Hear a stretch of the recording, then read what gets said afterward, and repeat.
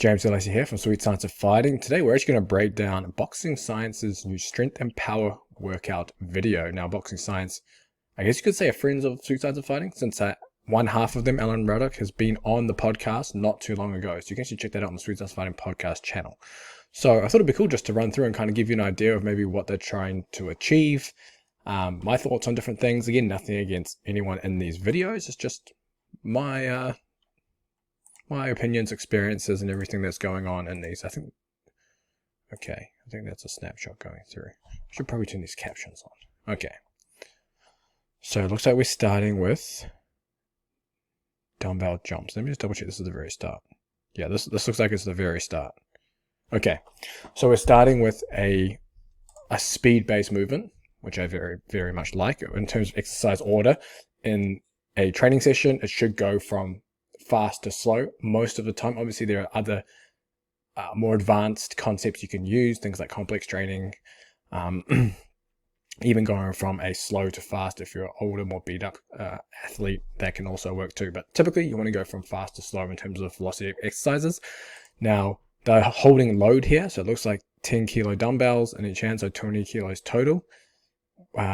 Obviously, depending how much you load, you're looking at hitting more force or velocity based outputs within these jumps. Typically, if I'm doing dumbbell jumps, I really like sticking to 10% of body weight. There was a good research paper, I think 2017, about individualizing force velocity profile training, and 10% of body weight is what they used in a lot of that training stuff. And having done it myself, it feels really damn good. So give that a go.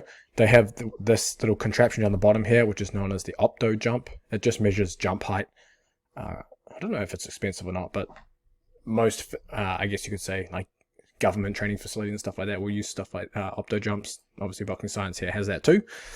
So that's a solid exercise. And then we're into skater jump, medicine ball skater jumps. Nice. Again, a big fan of lateral movement. I don't think people get enough of it, honestly, within their training programs, because many training programs are based around axially loaded exercises, right? They want to do squats, deadlifts, power cleans, whatever else, which is all in that vertical motion. We don't get as much side to side as we'd like typically, and I think it's something that can definitely be used more often. Looks like getting isometrics done in the end punching range. It looks like they've got a little sensor here to measure the amount of pressure. Typically, so these end range isometrics with the punch, yeah. So he's trying to get him more into, say, more turn of the body. Okay, his arm's bent in that one too.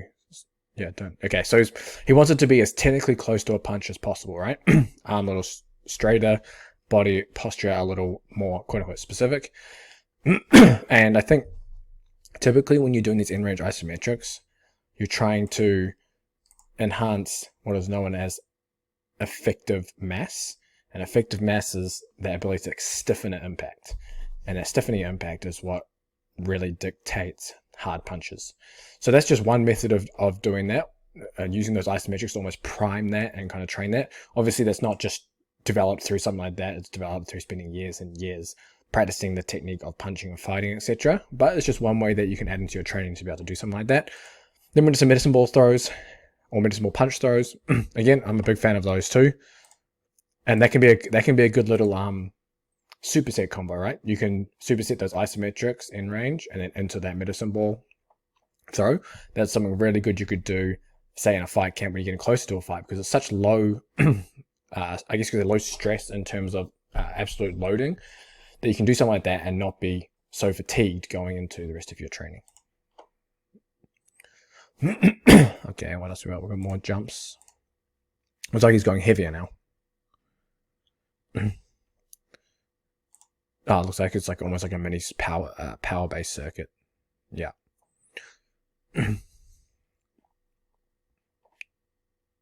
So you can almost measure, like, as this number goes up and as his jumps go up, it's almost like him just getting warmer, right? Because it's just priming, each set is just priming the following set. So we have that. Oh, he's going heavier now as well. Almost like an ascending. What else we got going on? So it's just more jumps and throws. Okay, now we're into the main strength work. So it's almost like a 3-round, almost, you could say like a power-based circuit. It's a solid way, especially if you're short on time too. Something like that is very much worth doing. So give that a go. Also, make sure you go down the description of the MMA Strength Conditioning Blueprint down there. It's been received quite well so far. It is free. It's like a 40-page ebook that runs you through everything around strength and conditioning. It's in there. So give that a read. So now we've got a trap bar deadlift with bands, with this GymAware attachment attached. I'm sorry, the captions are probably, yeah, there we go. So this is the GymAware. So what this measures is it measures the speed of the lift. And then you're able to see like this number here, 0.68 meters per second. And the idea around this velocity-based training is there's been something I don't agree with too much, but essentially there's bands of speeds that will categorize something into, for example, this is maximal strength, this is speed strength, this is strength speed, and this is speed. And based on these bands, for example, things like 0.6 to like 1 meter per second or something, that's like strength speed. As an example. I don't know, that's probably not exactly correct, but you get what I mean. And you'll train in these bands based on what you want to achieve, from the exercise. Now, the bands are very arbitrary. They're kind of just made to make it easy to bucket, I guess, exercises. But there are other ways you can use this, right? I think the most effective way of using something like this is having a velocity drop-off or velocity cutoff. So, for example, if you're purely trying to train for speed and power development, you would have a velocity drop off of no more than say 10%, for example, during this exercise. So if you hit 0.68 meters per second and you dropped 10% more, which would be, I think, like 0.62, hopefully that's right. So if you eventually maybe you did like, say he's doing rep 3, rep 4, it's like 0.65, 0.64, that's all good. And then the fifth or, the 10th rep, he gets 0.61, boom, terminate the set.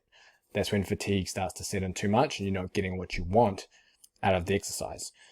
I think that's where it's most applicable. If you're doing jumps, I've found that 10% is too much and you need to stick with 5 because if you do 10%, you can go for a damn long time and then you kind of defeat the purpose. So just bear that in mind. We have elevated on blocks plus using the high handles. And so it's about at the knee height. So it's almost like a hang, you could say. I'm just going to call it a hang deadlift. That's probably not correct, but whatever. And this, I want to show you that just because many people talk about, oh, you need to lift from the floor all the time, blah, blah, blah. But remember, you're not a strength sport athlete. Those are powerlifting standards for powerlifting competition. You just need to make it to the height that is comfortable for you and what you want to get out of the exercise. So bear that in mind. Then we have the bands on there as well, right? So accommodating resistance. So it means you can actually accelerate through the entire range of motion. If you don't have the band, you spend 40 to 50% of that concentric or lifting phase trying to decelerate the bar as you get to top. And we want to be able to accelerate through the entire range of motion most of the time. Just typically like jumps and throws and things are really good. Doesn't mean you always use bands on main lifts, but they can be useful in an athletic context. We also got some thoracic mobility drills. This is a good one to do against the wall. You can really turn and face the chest to the wall here when you're moving the inside arm and then try and get the back to the wall with the outside arm. The foam roller here is just to help maintain the hip and knee position, because if you don't have that, you'll see like the knee goes all the way in to compensate for the thoracic spine that doesn't rotate. So just foam roll is a really good addition. So it looks like it's a superset. So that's one thing that you can do as well with these supersets, right? Is you don't have to just do nothing between your sets, especially if you're short on time. You can do your easy mobility style exercises between your main lifts like that, and you get them done, and it's not taking anything out of the recovery between your sets. So that's just a good example of, you can do these things between those sets and make good use of your time.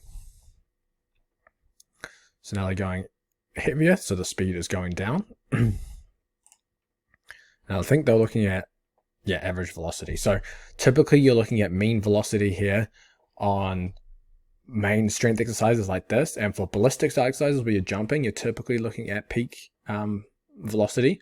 Just gotta be careful though with things like this. If you like yank the bar up with your arms while you jump as well, you could artificially inflate that peak velocity and things like that. So there's some technical stuff to be aware of. What else have we got? So we're doing more of this. So this is what that dashboard looks like. This is so average average velocity for his concentric rep.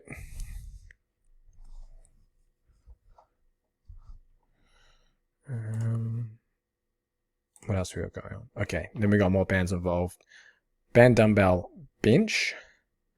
So again, same thing with the bands accommodating resistance. Looks like superset with a rotational split stance cable row.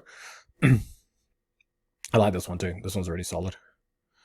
So you have that. And with the bands again, you're able to accelerate to the entire movement. Typically, if I'm using bands, I'm not using dumbbells. I think if you're using bands, you're trying to, as I mentioned, you're trying to accelerate through the entire range of motion. So speed and power becomes, I guess you could say, the main tenet of doing that exercise when you're adding bands. Then by using dumbbells, you kind of reduce that because you have a stability component, right? So you're better off doing it with a bar in this instance to increase stability. So then you can maintain that speed and power for the exercise versus having to worry about the stability of the dumbbells.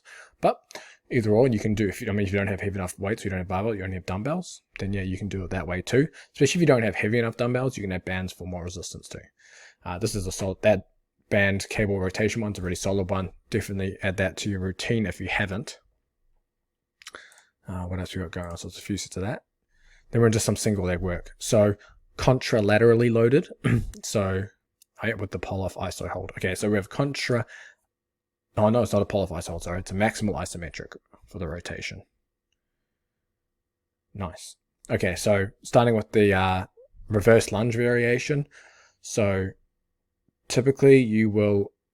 Oh, okay. Sorry, it's a full circuit, I think.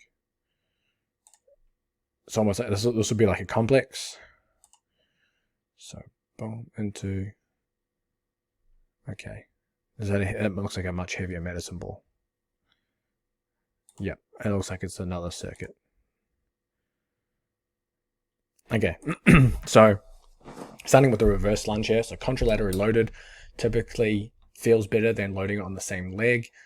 Typically has better, I can say, glute activation on that working leg on his left side there, which is nice. You also have that anti-lateral flexion of the trunk going on too, because you have to remain upright.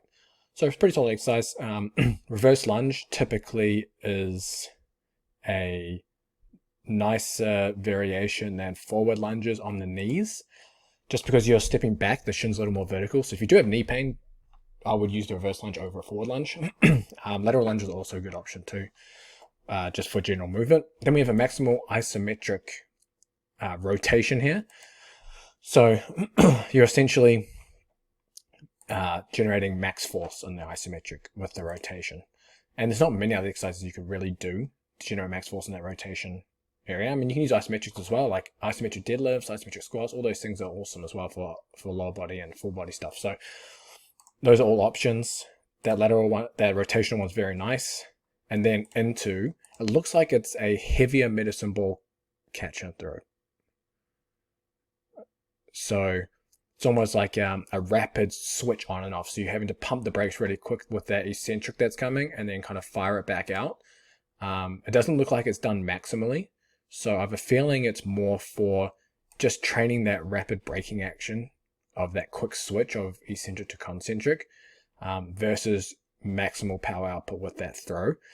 Typically, I would actually place not without the reverse lunge, just the isometric rotation with the medicine ball throw done in a maximal fashion. I would actually place that typically near the beginning of the session. That's just my personal preference. And that's just because you want to be, this complex will be considered like a strength power complex. So you do that when you're close to freshest. It's also not as taxing as, say, that deadlift that he was doing before. So his jump circuit he did, for example, could be the start, and then I would do something like this and then go into the trap bar deadlift. But again, that's just my personal preference. There's nothing against the order exercise they're doing in there. But that looks like it's everything on there. So if you enjoyed this, please let me know down in the description. If there's anything else you want me to break down, let me know. And I'll see you in the next video.